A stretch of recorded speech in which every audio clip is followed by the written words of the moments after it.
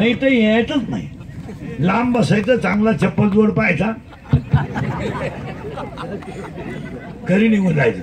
आणि कीर्तनाला ऐकणार नाही सूचना आहे, कीर्तनाला बोललं तरच कीर्तन करेल, नाही तर तुमचं ना आपलं सूत्र बसणार नाही. हे पहिल्यांदा सांगू लागतो. का आजचा जो अभंग आहे हा मनाला आहे, पण बाह्यरंग नाही आहे, अंतरंग आहे. आणि अंतरंग अभंग आहे. फक्त तुम्ही बोलले तर कीर्तन तुम्हाला कळेल, नाही तर आपलं तुमचं सूत्र बसणार नाही. घेतलेला अभंग तुकोबारायांचा आहे, गाथेतील आहे, उपदेश आहे, जनाला नाही मनाला आहे. झालं फायनल. दुसरा मुद्दा टाळकरीसाठी. टाळकरी भजने कोणी कीर्तनकार कीर्तनकार असले तर या अभंगाला मालिकेमध्ये कडवे 5 आहेत आणि गाथ्यामध्ये कडवे 4 आहेत. ऐकणारे म्हणतील महाराजाचा 5वं कडवं पाठ नव्हतं का? महाराज म्हणलाच का म्हणून नाही 5 कडवं? उत्तर ज्ञानेश्वरीच्या पहिल्याच अध्यायात उभी आहे. महाभारती जे नाही ते नव्हेची तिही लोकी. महाभारतात जे नाही ते तिन्ही लोकात नाही. मग गाठ्यात जे नाही त्याचा आपला काही संबंध नाही. मग ऐकणाऱ्यांनी शंका घेतली, गाठ्यात नाही तर मालिकेत आलं कुठून? उत्तर मालिका छापून विकणं हा व्यवसाय आहे.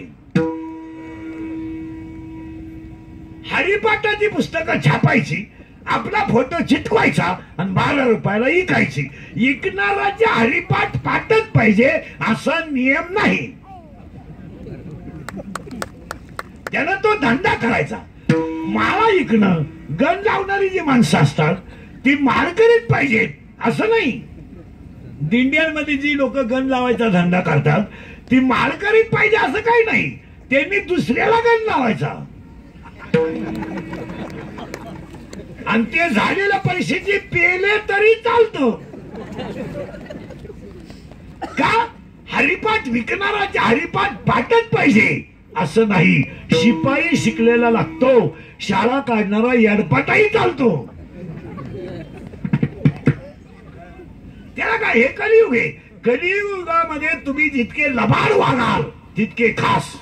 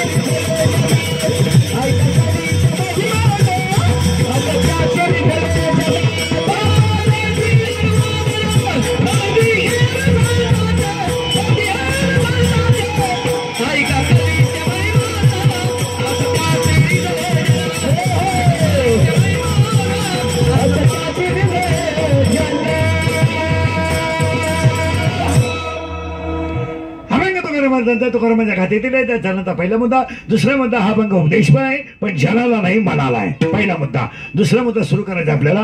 कीर्तन ऐकणाऱ्यांनी फक्त बोलत जायचं आहे. आज कीर्तनाला हे तर अभंग उपदेश आहे मनाला आहे. आता मनाला उपदेश का करायचा? तर अभंग अंतरंग नाही, बाह्यरंग नाही, अंतरंग आहे. आता फक्त थोडस बोललं तुम्ही का तुम्हाला करंट लागेल. फक्त माळकरी बिडकरी महिला बिलाईने बोलत जायचं. अभंगात घुसायचं आपल्याला. पटकन सुरुवात करू आपण. पहिलं जग शून्य होतं. शून्य म्हणजे या जगात काही आजारी एक तुम्ही नाही. पहिलं जग शून्य होतं म्हणजे ह्या जगात काही नाही. म्हणजे जग शून्य होतं. पुरावा मी जेव्हा वाक्य बोलेल तेव्हा त्याला लगेच पुरावा घ्यायचा. तो तिन्हीतला घ्यायचा का? त्यातला ज्ञानेश्वरीला कोणता आहे म्हणजे तुमचा ऐकायचा ताण मिटल. माझ्या तोंडातलं वाक्य आहे पहिलं जग शून्य होतं. पुरावा पहिले कोठेच नव्हते काही. चंद्र सूर्य तारा नाही, अवघे शून्यच होते पाही. कानोबा तेरे तेरे ते म्हणजे पहिलं जग शून्य होतं. जगात काही तयार नव्हतं. जग शून्य होतं तेव्हा ब्रह्मदेवाला असं वाटलं सृष्टी निर्माण करावा. अजून झाली नाही. निर्माण करायची पण अशी सृष्टी निर्माण करायची का देवाला एकट्याला नाही करमत. पुरावा एक एकल्याची कंटेनी म्हणून केली निर्माण 14 ही भुवने. त्याला एकट्याला नव्हतं कर्मत म्हणून त्याने जग तयार करायचं ठरवलं. आता त्याचा हेतू वेगळा होता आणि आपला हेतू वेगळा आहे. आता ऐका, देवाला असं वाटलं जग तयार करायचं ठरलं.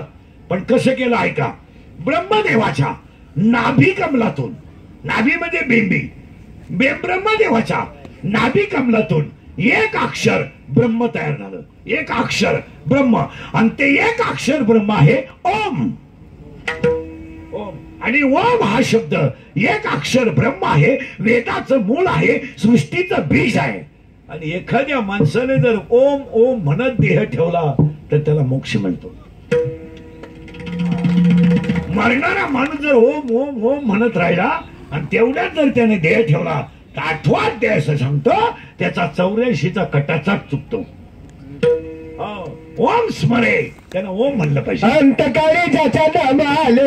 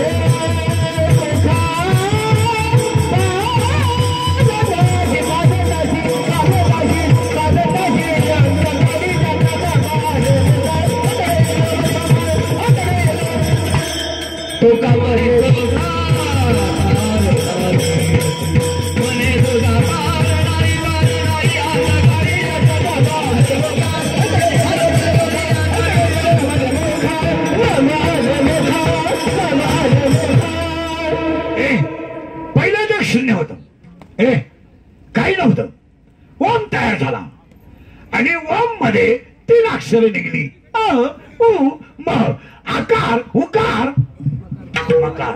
आता खटाखटा बोलू जा. पहिलं काय ओम म्हणजे पहिलं काही गेलं बोंबलं, पहिलं काही नाही. जग तयार करायचं ठरलं, काय निघालं पहिलं ओम.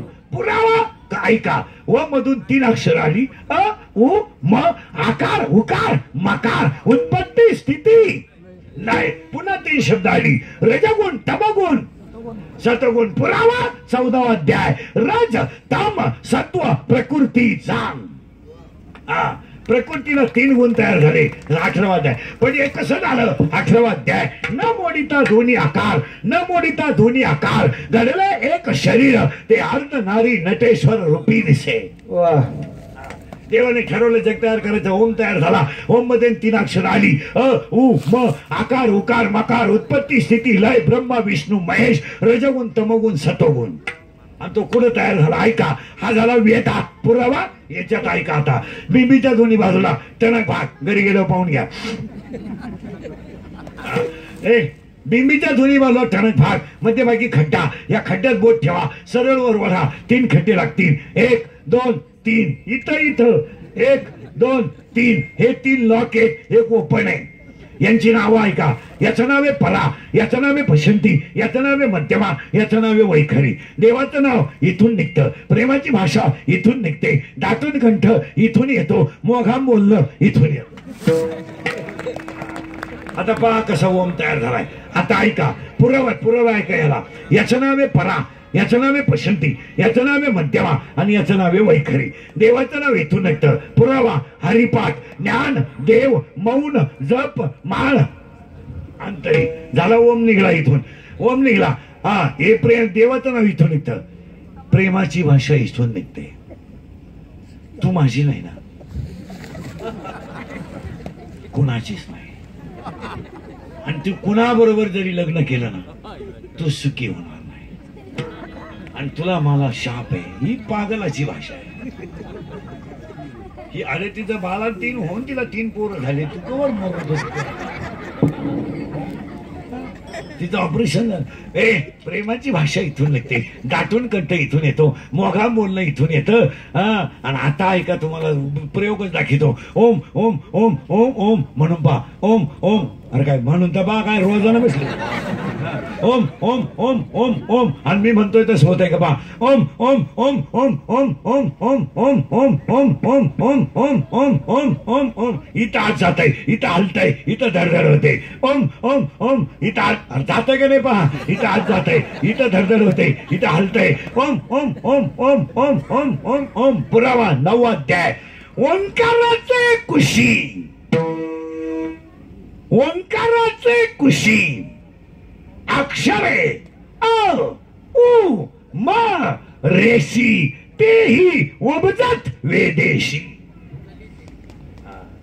तिथं ओम मधून वेद तयार झाले आणि त्यामधून ओम झाला आकार झाला उकार झाला उत्पत्ती झाली स्थिती नाही झाली आणि 4 खाणी तयार झाल्या जारच स्वेदच अंडच बोंबला उद्भीज बोललं तरच नाही तर बिघडलं काम हा जारच स्वेदच अंडच उद्भीज काहींचा जन्म अंड्यापासून काहींचा जन्म जारापासून काही प्राणी जलचार काही प्राणी भूचार काही प्राणी खेळचार काही प्राणी जलचार मासा पाण्यात राहतो बेडूक पाण्यातही राहतो जमिनीवर राहतो साप सरपटत चालतो गाय 4 पायावर चालते प्रत्येकाचे प्राणी तयार झाले जग तयार झालं आणि एक शेवटची संधी म्हणून हा पठ्ठ्या पाठवला ऐका हे सगळं झालं तर एरण झालं बेलाई झालं काँग्रेस गावात झालं कोंबडी झाली बोकड्या झाला शेळी झाली मेंढरू झालं जावळा झाला गाढव झालं रिडुकू झालं सगळं झालं किती झालं माहिती का एक योनी कोटी फेरा एक योनी कोटी फेरा